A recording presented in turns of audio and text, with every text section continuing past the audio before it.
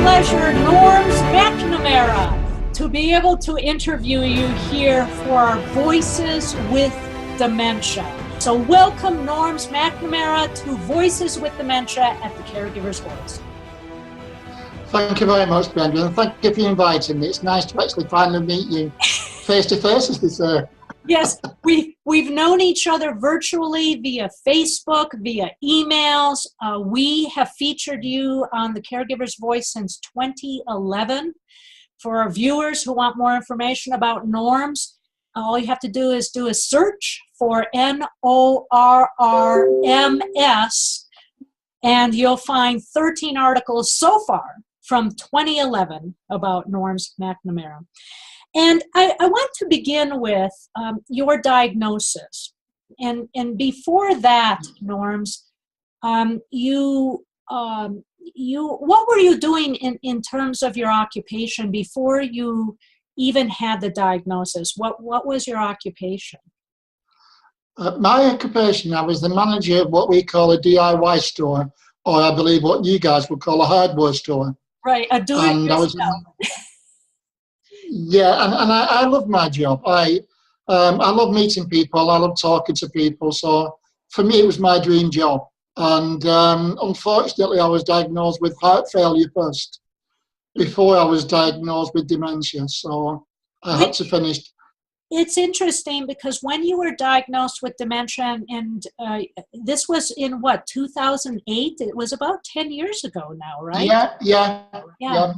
And when you were diagnosed with dementia after heart failure, congestive heart failure, as we call it here in the U.S. and the American Heart Association, it seems like most people who have these heart conditions, it would be vascular dementia, but initially your GP, your general practitioner, diagnosed you with Alzheimer's. I remember this because you wrote about this, Alzheimer's.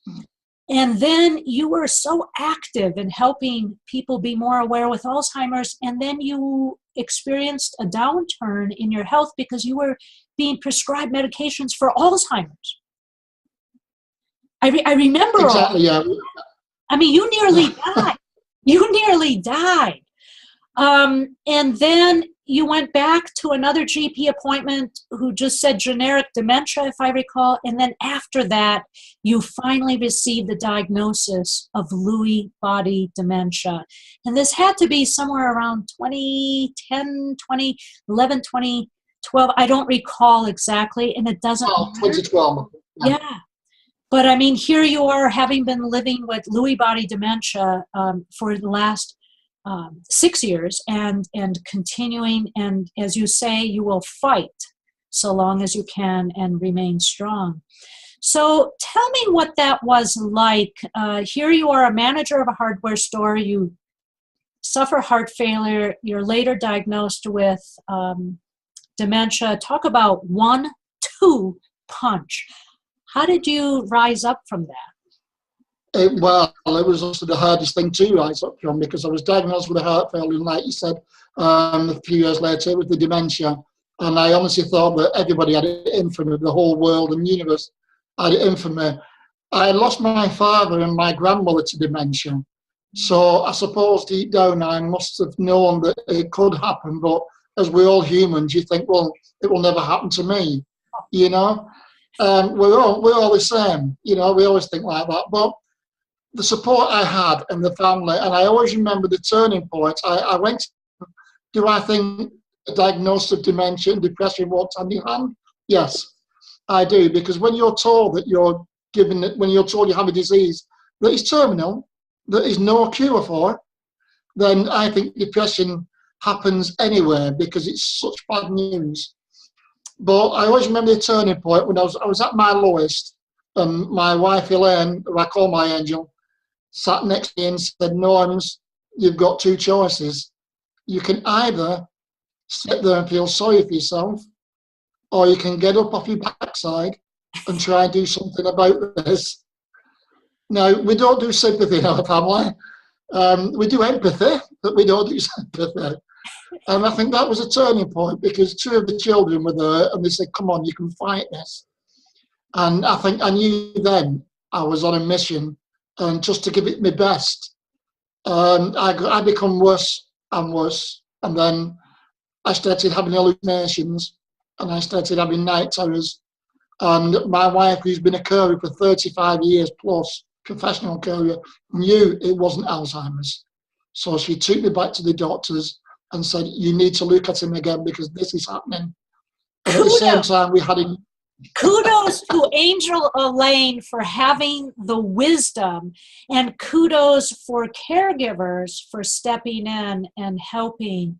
I mean, look at you today.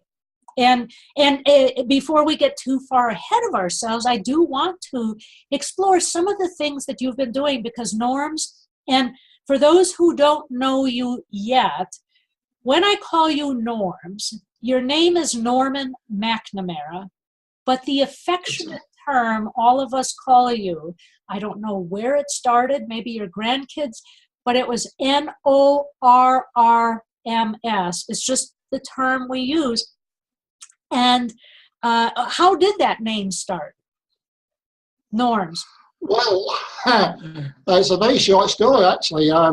Both myself and Elaine come from different marriages. So we met later in life. We've been together 24 years now, but we met later in life. And one of his children said, oh, no, I can't call you Norman, it's too formal. I'll call you Norrms. And it stuck.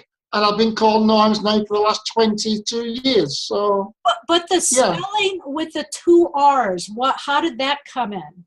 That was totally different. Believe it or not, I put two O's in it, and my spam content on the email was cut down by 80%.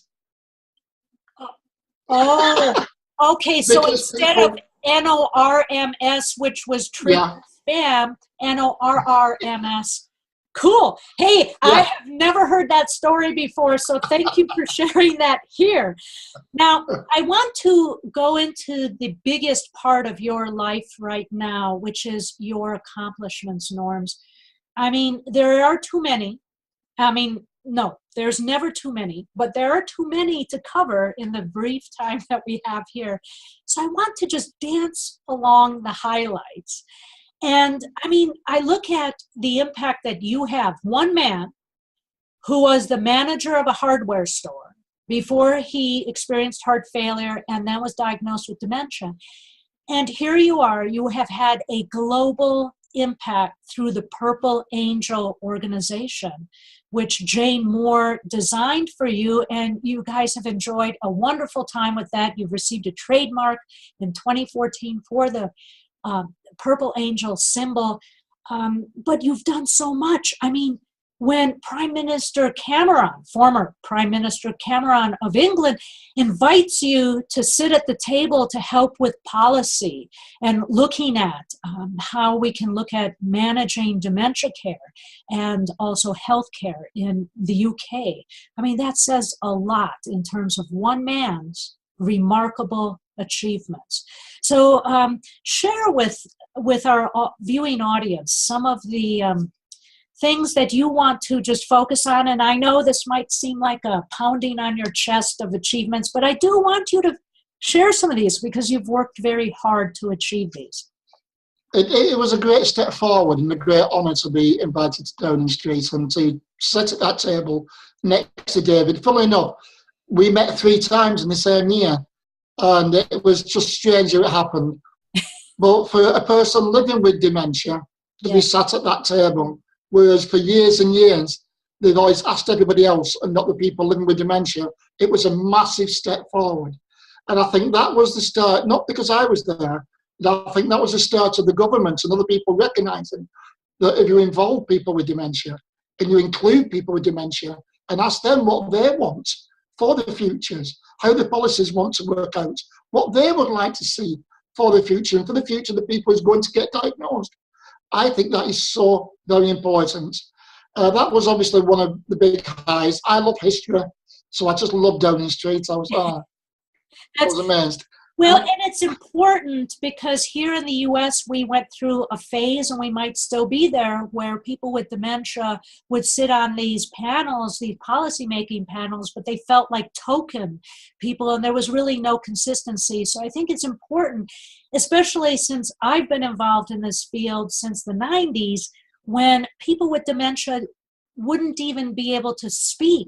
And here you are, thanks to earlier diagnosis, thanks to research that helps us diagnose people earlier, here you are, not only a global spokesperson, but also a poet, an accomplished poet, and an author. So if you could comment on a few of these things, I'd really appreciate that. Yeah, the latest book I wrote was called The Lewy Body Soldier, because the first couple of books I wrote when I was diagnosed with Alzheimer's. And then obviously I was re-diagnosed with Lewy bodies. And I've always said, people, you wouldn't go to war without knowing your enemy. So I'd learned as much as I could about Alzheimer's. Then I was re-diagnosed. So I had to learn as much as I could about Lewy bodies. And when I felt confident enough to write about that and to write about my experiences, that's what I put down in the Lewy Body Soldier book. And at the night times, though, while living with Lewy body, you write often, for those of us who follow and read what you write about these night terrors. And I think about your angel, Elaine, and what it must be like for her, and what it must be like for your neighbors who live near you, hearing you. You live through this, and somehow or another you have presence of mind to recall some of these experiences, but they're nightmares. You call them terrors, I say nightmares. Tell me about that and how that is to live through that. I always explain to people there's a difference between nightmares, night terrors, and hallucinations. Nightmares is when I'm dreaming and I have horrific dreams. They are so realistic, anything that you would never see in the pictures or the cinema, far worse than that.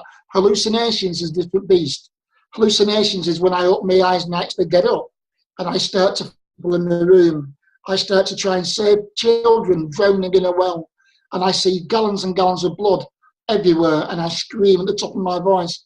Recall a lot of it. If truth be known, it's what Elaine tells me. I do recall some, and the reason why I would rather not recall it is because I get flashbacks. Yes. During the day, I will get flashbacks of what's happened at night, and it's absolutely awful. If you can imagine being in a cafe and it's really quiet, and all of a sudden I'll start screaming because I think it's happening again.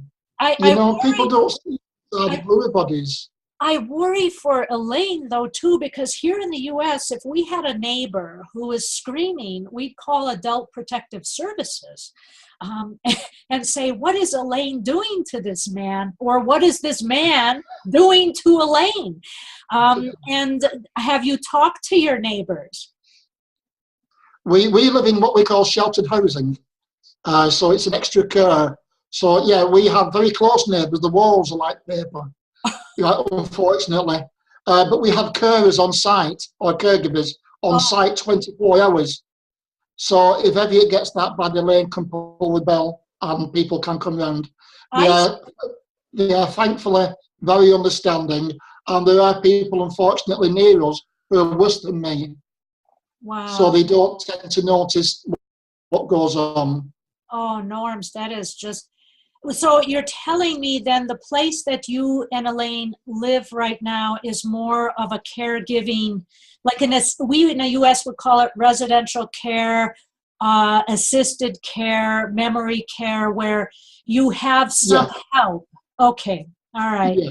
So then, it's called extra care, and it's run by a housing extra care. Yeah, and it's run by a housing association. And all right, so then, you've written these books. You are a spokesperson through the Global Dementia Awareness through Purple Angel.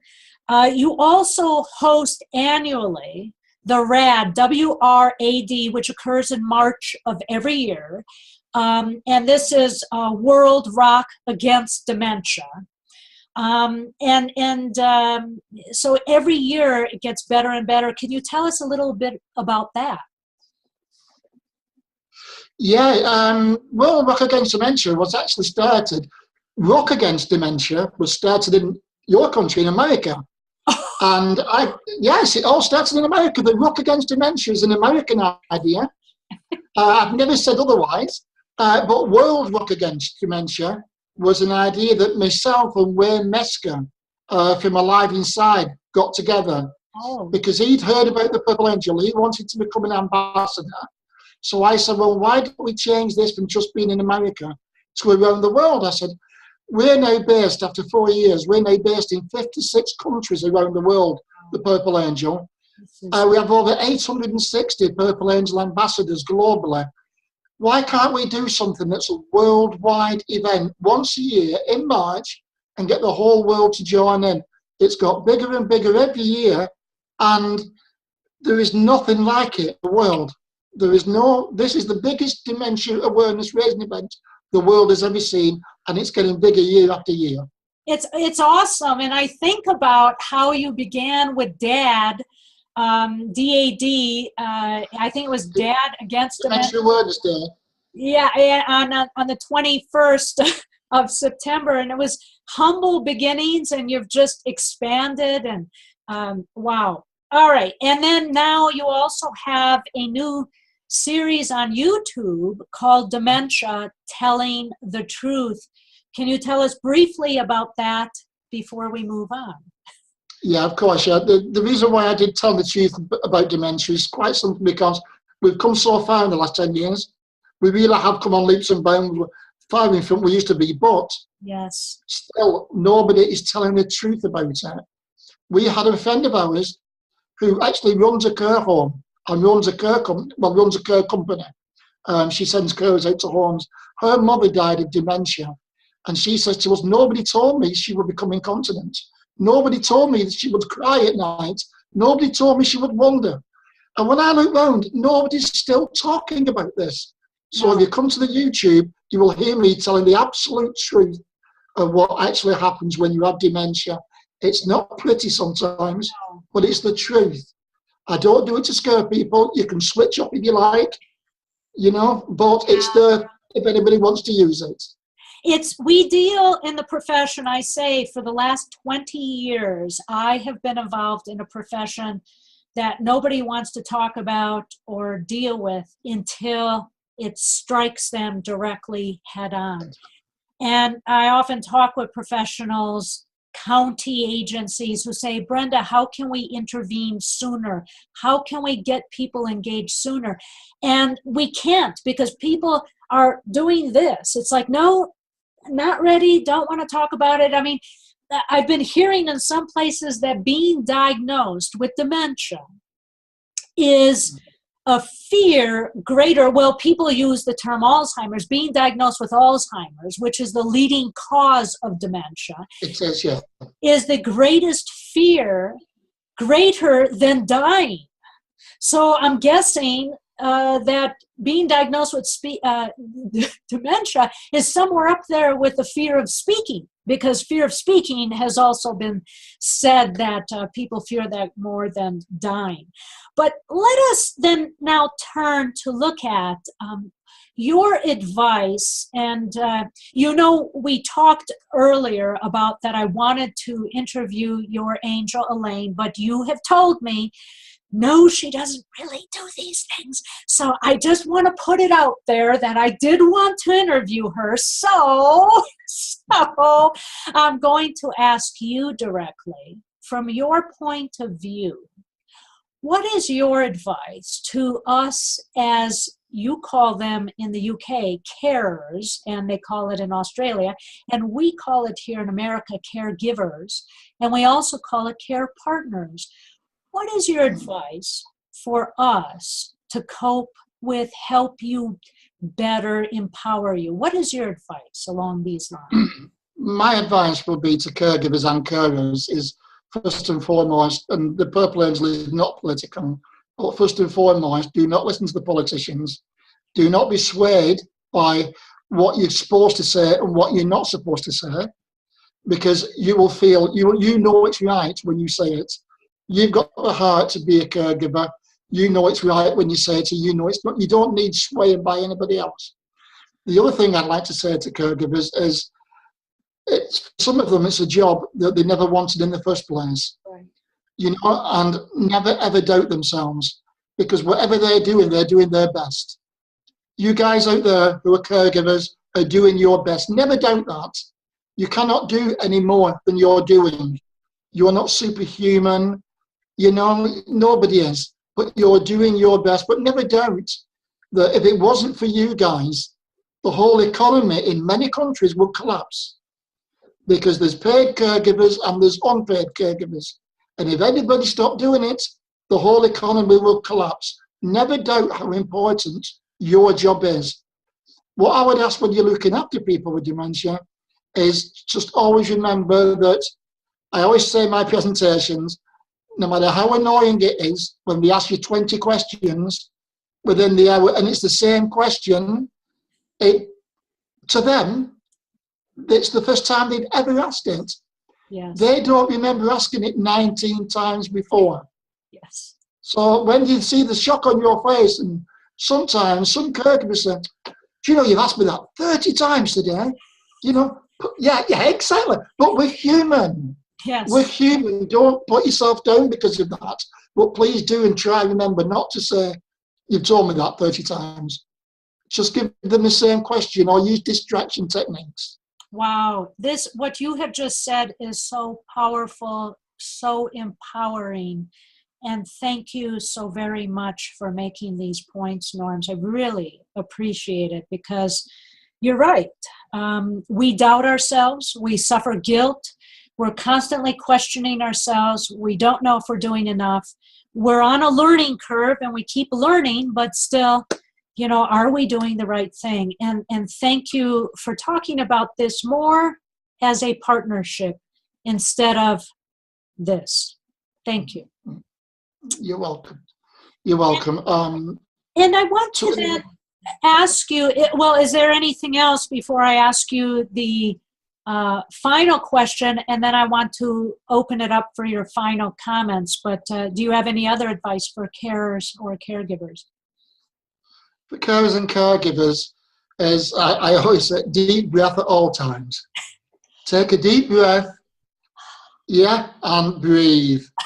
Because, you know, the chances are the same thing's going to happen again and again. And unfortunately, it's something you're going to have to get used to, and what others are going to have to get used to. Yes. But we are all a human. We are a person before you've got to see past. Yes. In fact, past the illness and look at the person. I call it the 5-minute respite, because so often people say, well, take a few hours off. Well, a carer can't take a few hours off. It takes maybe 6 hours to plan a 2-hour respite. So I say just take a 5-minute respite. And if you go online and just search for 5-minute respite, you'll find the video where I explain that, because it can really make the difference between a caregiver doing something for which they will regret versus just stepping away, like you say, take a deep breath, and then come back to it. So my final question, and then if we have a few more minutes, I'd like to open this up. We have 5 more minutes. Is your advice to others who are living with dementia? And this is a bit of a difficult and complex request, because there are people who live with so many different forms of dementia, whether it is Alzheimer's, mixed dementia, Lewy body, frontal temporal lobe. They all have unique needs and requirements, but if you can give some kind of advice, I would really appreciate it. The advice I always give, and even though it might come across as a little bit shocking, it's not meant to do, but I say don't be so selfish. And the reason why I say that, Brenda, is because when I was first diagnosed, yes, I was in denial and I wouldn't have a carer. I was 50 years old and I said, I'm having nobody babysitting me. Babies. And it's not until 5 or 6 years. Yeah. Yeah, I used to think I was being babysitted. Yeah. Not until 5 or 6 years down the line, I realised, and I took one look at my Elaine and realised how tired she was and how exhausted she was. And I thought, how could I have been so selfish to the woman I've loved for over 20 odd years? Yes. And I had to bite the bullet and say, get me a carer, take me fishing, take me wherever, as long as you get your respite. Yeah, you go fishing. You catch some pretty awesome fish. Do you bring it home, fry it up? No, catch and release. Oh, is that catch and release? Is that by law, or is that because you're just a good guy? Choice, yeah. Catch and release, yeah. I always make sure they're safe and they're clean and they're put back. Oh, those are some. Are you still doing that, or will you be doing that again? I will, yeah. As soon as we organise the carer, yeah.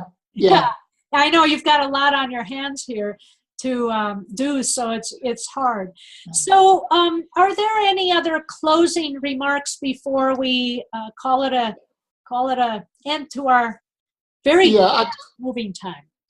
I'd just like to mention the Facebook page, Dementia Aware, that I started. We have over 21,000 members now, which means if anybody goes onto it, no matter where you are in the world, no matter what time, day or night, there'll always be somebody there from across the world to talk to you.